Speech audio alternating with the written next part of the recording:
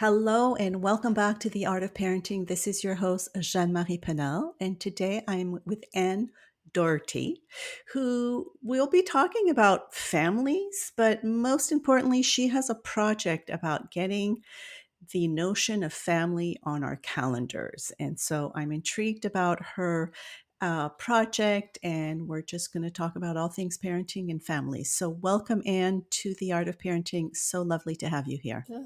Thank you, Jeanne-Marie. All righty. So, as I always like to get started, I love for my guests to define what the art of parenting means to them. Okay. Um, well, I think the art of parenting is, uh, it's almost like a meditation. It's an active, moving meditation where you're focused on the child or the children, the family, and it's outside of you. And so you see what's needed almost beyond you. Mm. Yeah, and so there has to be a kind of a loss of ego. That's why I say like it's a meditation. So it's a loss of ego to do it well, because when you recognize that this soul is very, very different, even if they're look exactly like you for some reason, they're very different. Uh, that they may need to be spoken to in a different way than you would like, or treated in a different way. And I mean, and because like birth order and things like that, when you're talking about family, um, they're going to be different, each one of them.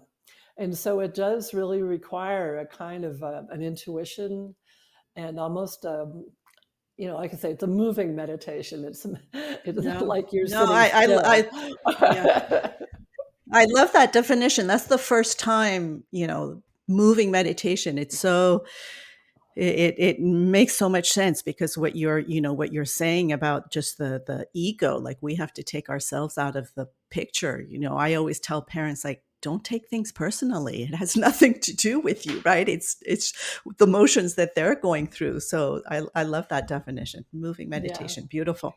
yeah. And before we get too involved in our conversation, I would love if you could take the time to introduce yourselves and just talk a little bit about your background and how you've come to do the work that you're doing today. Okay. Well, I'm currently living in Santa Fe, New Mexico. I'm a clinical and medical support hypnotherapist, which is, of course, where I get a lot of my view about family. I'm originally from Chicago. My husband and I moved to California many years ago. That's where our children were raised. We lived many years in Los Angeles, and then he got a Silicon Valley job, so we moved up to Northern California, which is where they were primarily raised. And then we came here about 5 years ago. Yeah, I don't know what else to say. Wonderful. I used to own a theater, and that's probably Oh, okay. the most interesting thing about me, because you wouldn't suspect that. And I also had a tutoring business in San Francisco where I catered to, Wonderful. Wonderful. yeah, I catered to children of Chinese immigrants. Okay. So, a woman of many talents and many Yes, passions. yes, indeed. Yes. Just like me. I love it.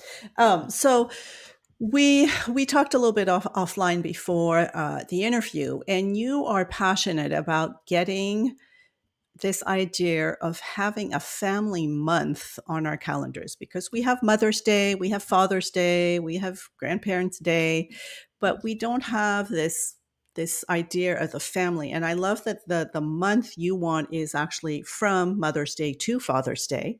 And so tell us a little bit about that and what's your reasoning and why you think it's important. Yeah, well, actually, about a year ago is when I came up with the idea. I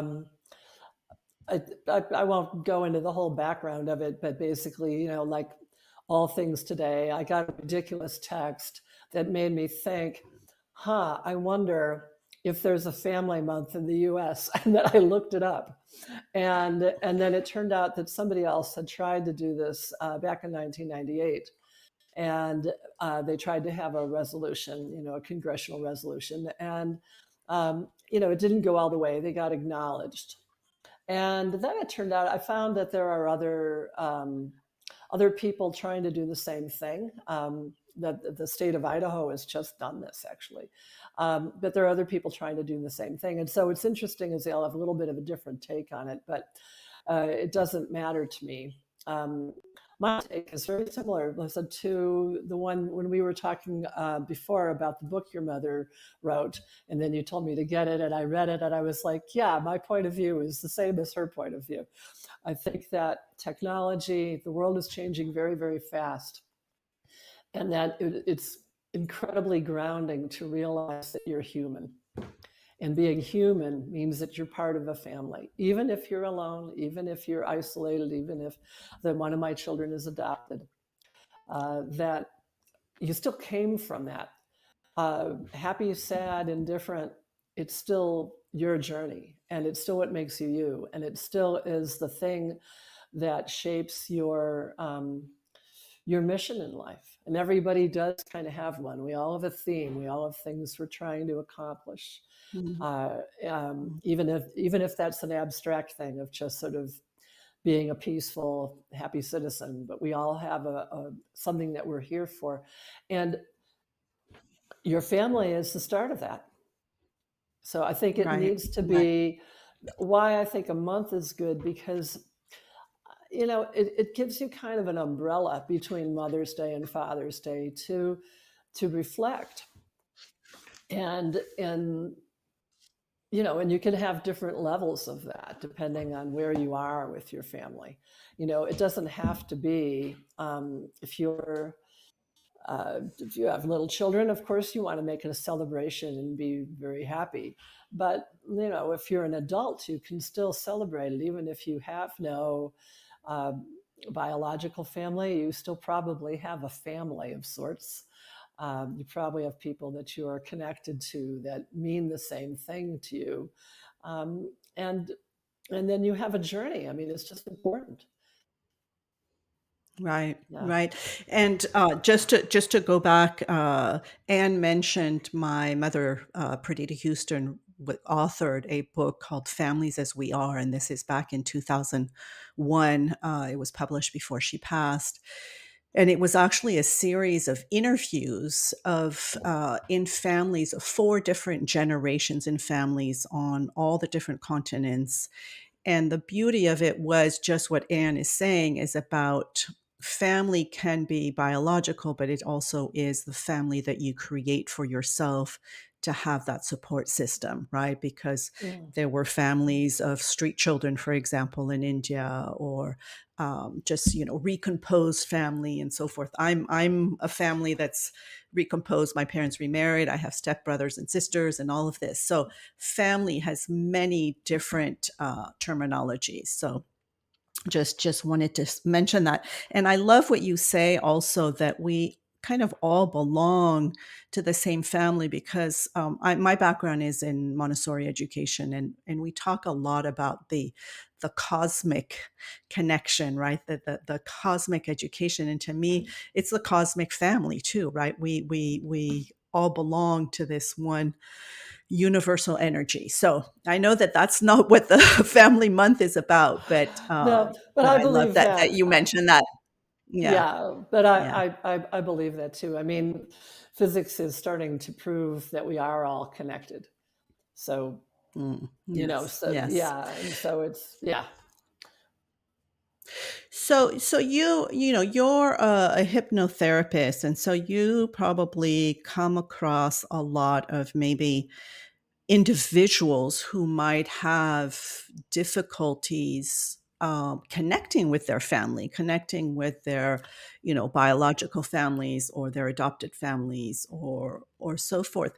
How do you help them kind of either, make that bridge, make that connection, or maybe let go of the need to feel that we have to be connected to our, so-called blood relatives? That is an excellent question, because the answer to that is to first to neutralize their relationship to the past, and the second is to get them in touch with resources, emotional resources that they naturally have.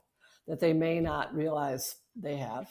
And, because if you're stuck in kind of a negative point of view, right, then that's the lens you're going to look through. But if you start to realize that you actually have all this strength, compassion, whatever it is, then you start to come from a place with that, and you realize you're separate from them. Okay, so you are you, and that's it. And so thinking you are you can be a kind of a lonely thing, but it isn't the way that when I work, that's not what happens. What happens is you get forgiveness, and you're able to kind of, I would say, return the negative energy to the people who gave it to you, if that's what needs Oh, I doing. like that. Yeah. Okay. But so what usually happens is that people find a genuine forgiveness. So by forgiveness, I don't necessarily mean, oh, let's just take a really frightening example, like let's say that someone was molested by a family member or something like that. Okay. Like that's not a happy thing. But when they forgive, rather than go, oh, that's okay, that's not what forgiveness means. Forgiveness really means that you accept that other person exactly the way they are, with their flaws and everything. You stop wanting them to be different than they are.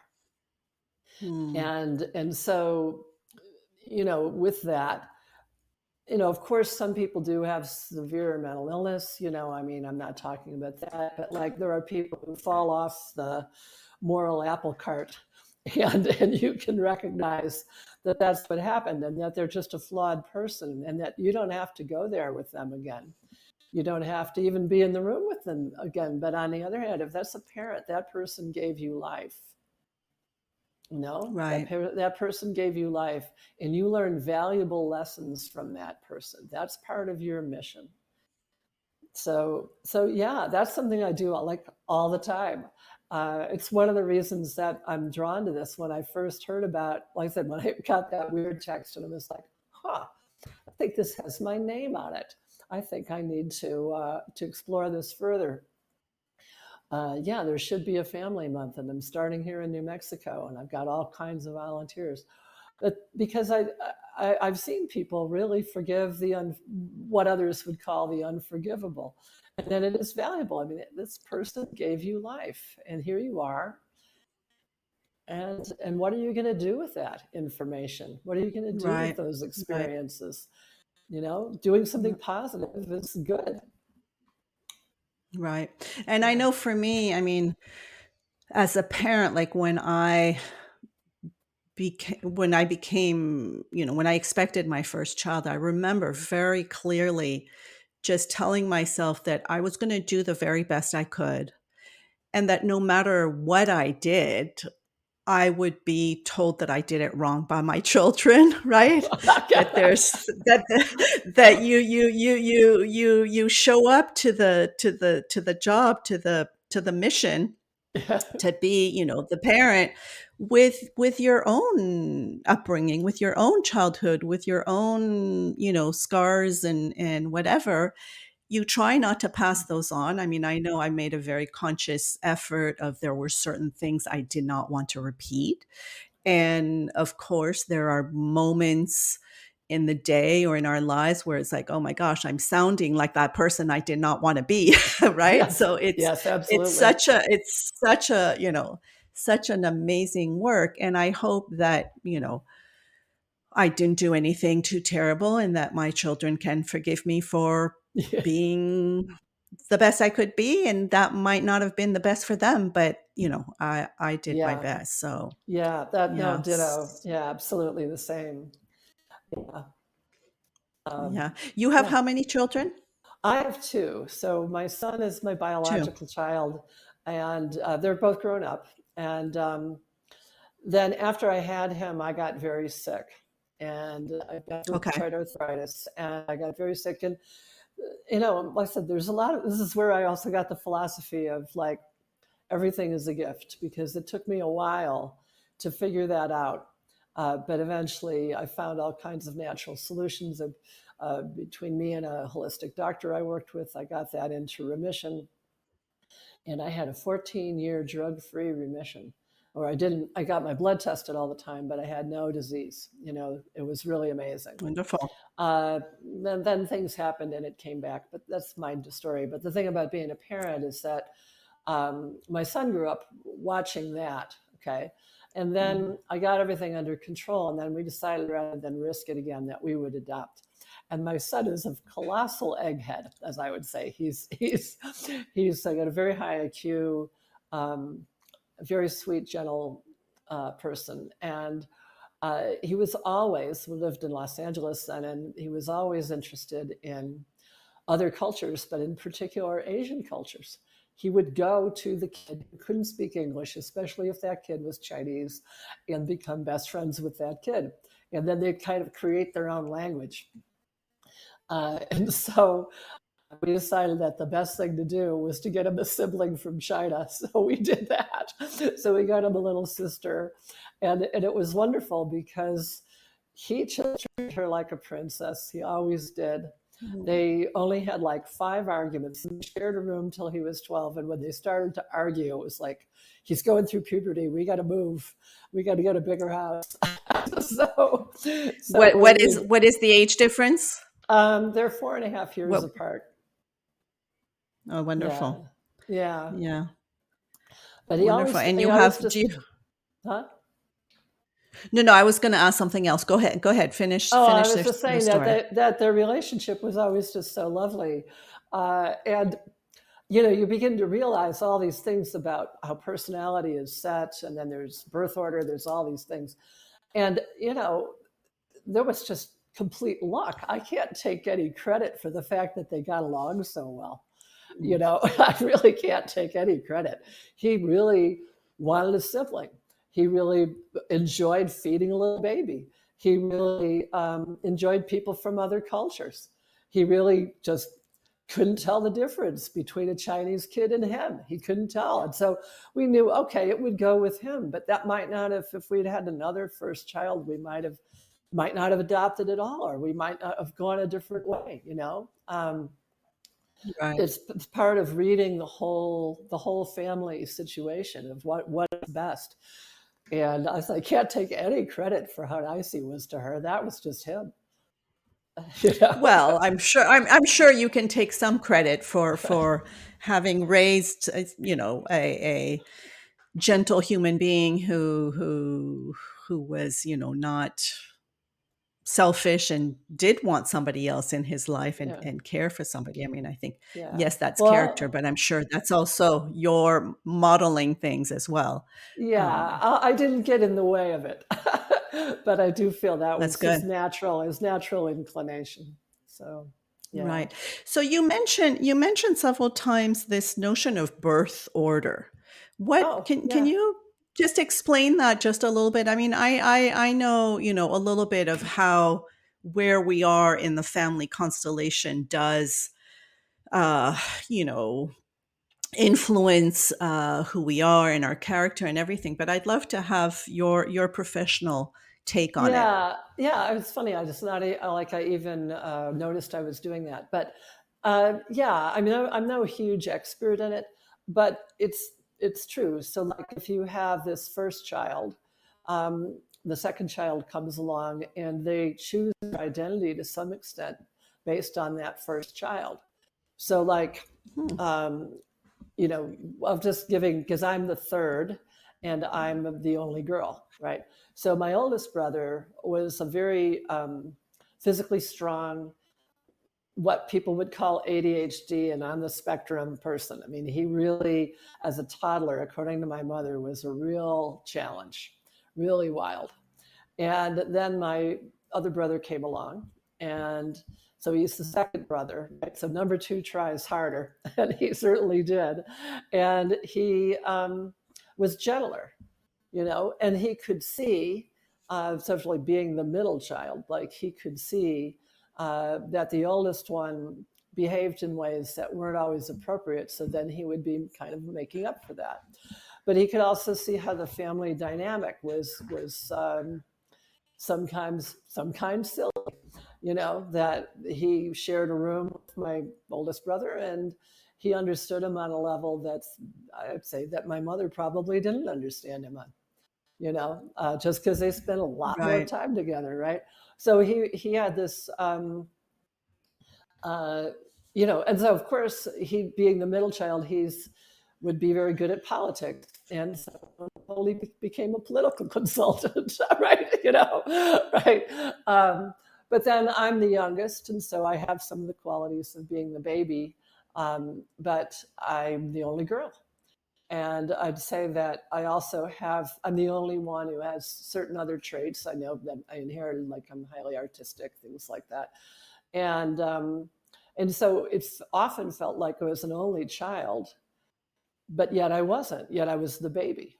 Okay. So that's an Right. example of Right. birth order, that like if you're the first girl or the only girl and you have older brothers, right? You're going to feel like that, and I've read that in several books, and that's just Right. true. So, Right. and I saw it with my daughter, because she was institutionalized. Now I got her at 4 months. It's very lucky to get her that early, and I didn't even ask for that. I'm not sure what the universe was thinking, but the universe provided me with a 4-month-old and not an 18-month-old like I asked for. So, um, so she would suck her thumb when she was hungry because she was not used to getting any attention. She'd cry when all the other babies cried. I just think is a very common thing, but that was undoubtedly, hey, I need attention too. And then we came home, and she learned, oh, if I'm hungry, mom will come.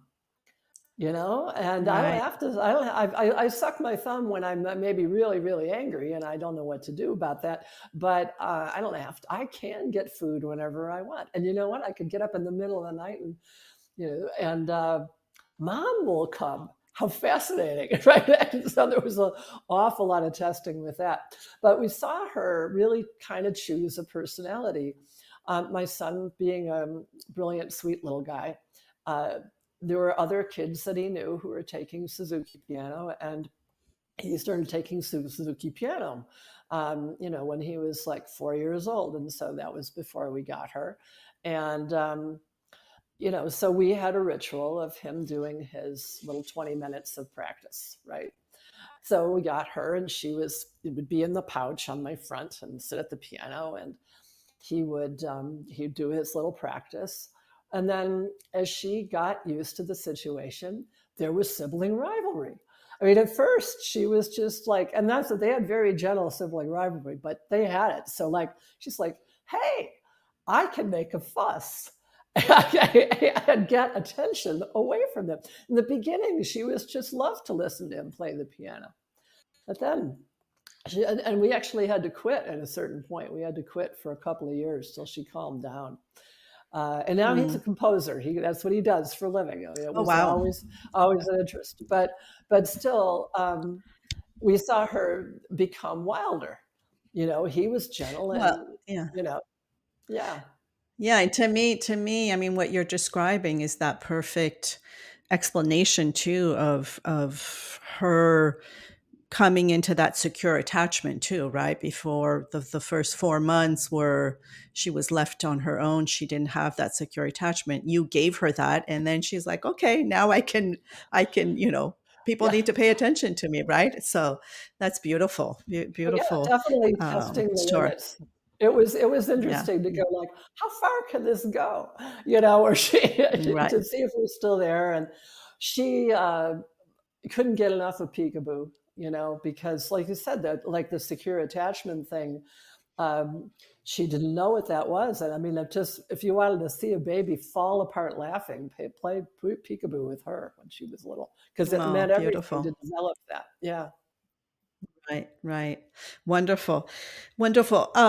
Anything else that you would like to share with our listeners, our viewers about just that notion of family dynamics, and if like advice maybe for those listening who feel maybe estranged from their families, who don't necessarily like their family, Oh, but I think sometimes we have a guilt that, they're my family. Like you said, they gave me life. And yet, I just, don't like who these Well, people are. So yeah, how do we work with that? yeah. Well, first I want to say I think it's a little more than guilt. Guilt is certainly a part of what you're describing. When for some people that is, but there's a primal need, and you think about you know maybe 150 years ago. If you were born into this family that you didn't like, you couldn't get away from them. The likelihood of you getting away from them was very slim. So you had to Right. have this dynamic. You had to, especially for women, right? You had to bow to this. You had to cooperate, and and then at some point maybe you had to come into your own power. But the likelihood of you getting very far away was pretty slim. I think Americans, we're the people who are like, hey, I'm going to take a boat and go across the country or go across the ocean to start a new country. Oh, now I'm in New York. No, I'm going to move to Los Angeles. I think Americans have that gene of if we're not satisfied, we're going to move on. Um, but I do think that there's a primal thing of I'm not okay if I don't have them. So I think it's like I said, it's often a little bit more than guilt because you got guilt. Well, I ought to like them. I need to like them. Yeah, but I don't like them, right? They're mean to me, or they've done terrible things to me, perhaps, or they don't recognize who I am. So, obviously, I think hypnotherapy is a great solution to this problem. But if you don't do that, I would say that you can start sort of meditating and thinking in a new way that you really are a separate person, and Mm. they are, they are your inspiration. So, because they're the closest people to you. So now inspiration might be, I'm never going to treat a human being the way you treat me. Okay. But that's still Right, inspiration. right. I'm sorry, it is. So if you look at it as this positive way, also of recognizing that they're flawed and they aren't going to change. If you're, like I said, if you would not expect an elephant to act any differently than an elephant would act, but yet people do expect their parents to act differently. You always want them to, well, not always, many people want them to fill a need that they never had, that they never got filled Mm. when they were little, you know? So, recently I heard about someone who uh, keeps expecting his father to act differently than his father does. Well, I don't want to go into the story, the whole story of it, but when you're an outsider, you hear about that person, you go, oh, that person's pretty damaged. I think that the mantra Right, is love them exactly the way they are. And yes, this person is not going to show up when you need a favor. Okay. So this right, person is not the right, first person you ask when you need a favor. Maybe you ask them last if you're right, desperate for that favor, but you can't expect them to do it. And you have to expect that person to behave the way that person always acts. So there's a little bit of mourning, a little grief that might go with that, where you really do separate and become your own person. And you're like, yeah, right, you know what? I don't always need them to do that favor for me. I can do it for myself. And I can love that right, person exactly the way they are. right.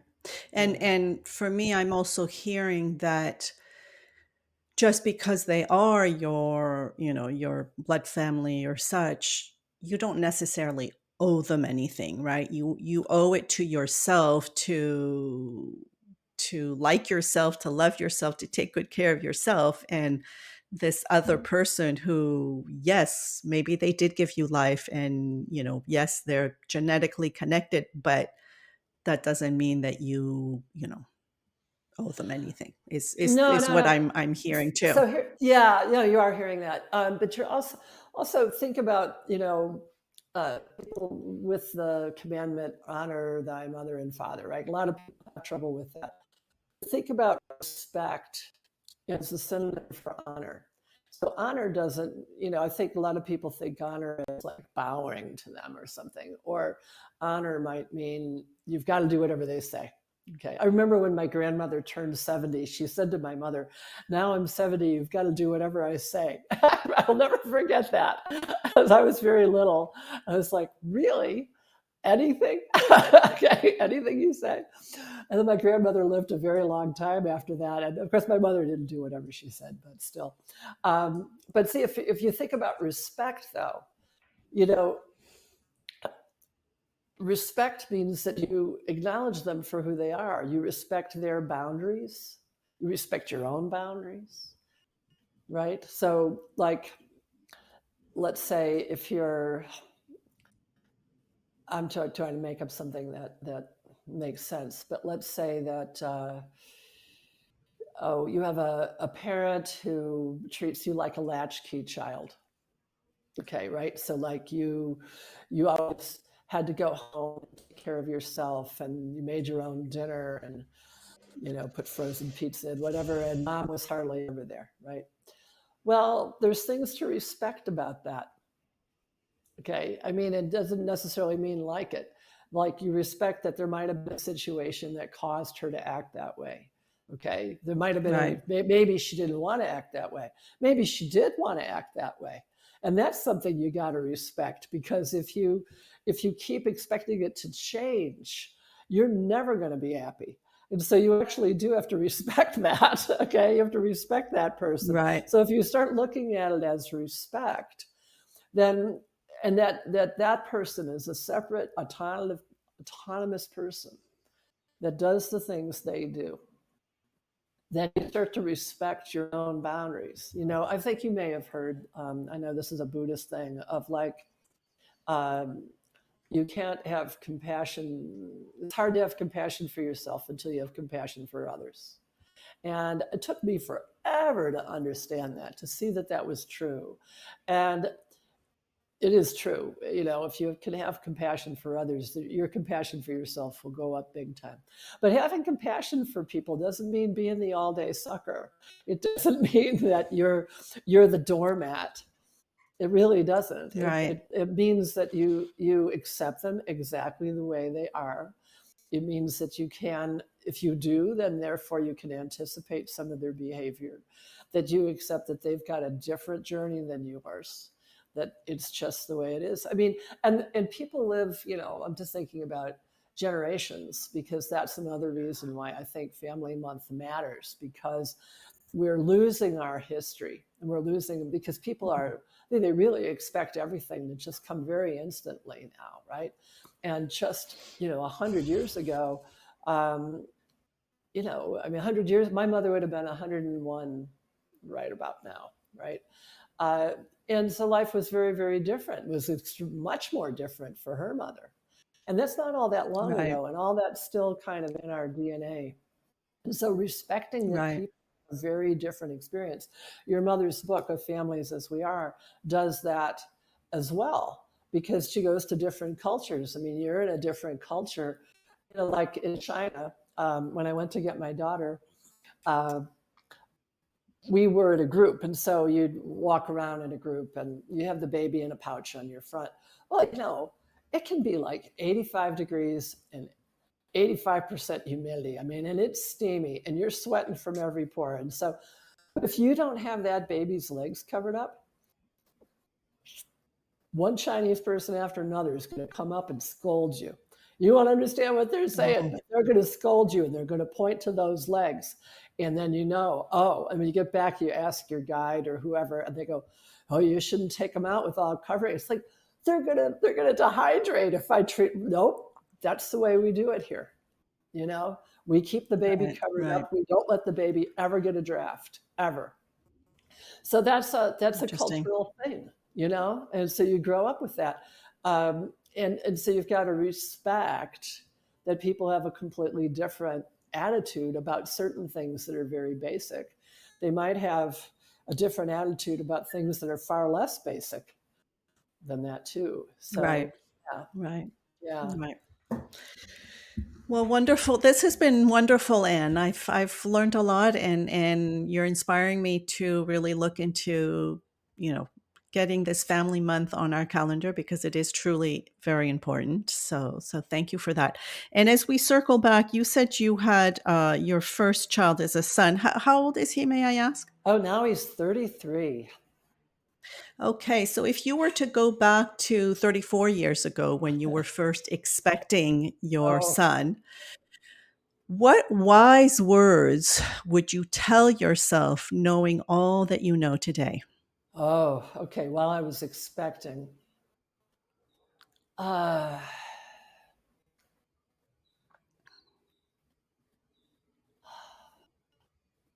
well, some of the things I did right was exercise when you're pregnant, um, and eat Okay, well. that's I good. did that. That was good. I think that creates a healthy baby. Um, but to tell myself before, let's see, before he came along is, oh gosh.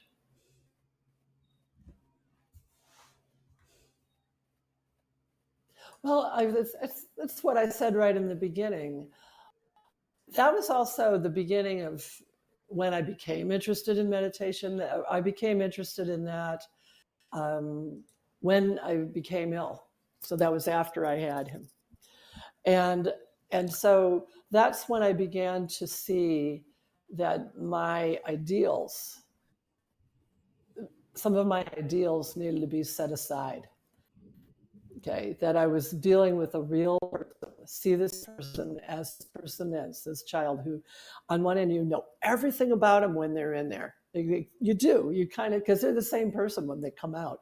And then they evolve and they test the water and they do all these things. But, I really did, before I had him, I was very idealistic. And so being grounded, being in the moment, letting go of the ego, um, for me, I didn't want to be that mom I didn't want to be a mom who was sick. And so I was Mm, really willing to look at absolutely anything to not be the mom who was sick. I didn't want to be tired. mm, I didn't want to be complaining. I didn't want to, somebody told me when he was, this is before I adopted our daughter. So when he was like about 3, and they told me in front of him, which was a terrible thing to do, that I'd be in a wheelchair by the time I was 50. And he oh my probably didn't goodness. really understand what wheelchair, well, he understood what a wheelchair was. He didn't understand what 50 was, I'm sure. But he just started Right. screaming. And Mm, so, I really had to let go of a lot of my ideals during that time. It wasn't going to be the way I wanted it to be. And I do think some people actually do get things to the way they want it to be. They seem to. They have a great job, they have an income, they have whatever. And it wasn't the way I wanted it to be. And letting go of it and being more in the moment was the best thing that I could do. It's the best thing I could do for beautiful. them Yeah. too. Yeah. Right, right. Well, thank you for that. That Okay. was very nice for you to share. Well, Anne, thank you so much for coming on the Art of Parenting. Any closing words or remarks that you would like to leave our Oh, listeners and well, viewers with of, today? of course, I want to tell people to go to the Family Month website. So it's familymonthproject.com. And then you can find out all kinds of ways to celebrate Family Month, which is still going on until Father's Day. And Right. and also, if you have any ideas, we're open. This is a new thing. We're trying to create it. And if you want to get involved, you can leave your email and leave a message. But if you have ideas for like, hey, I've got, celebrate it this way, let me know. Anybody they want me to connect up with, that would be good too. So it's familymonthproject.com. Wonderful. Well, thank you. Thank you so much. Unfortunately, the show is airing after the family month is over, but Okay, but there they can are go look anyway. next year and all of that. And the link is in the show notes. So please go check it out. And thank you so much for making the time to be with us today. Well, Thank thank you, you. Audrey. It was a delight speaking with you again.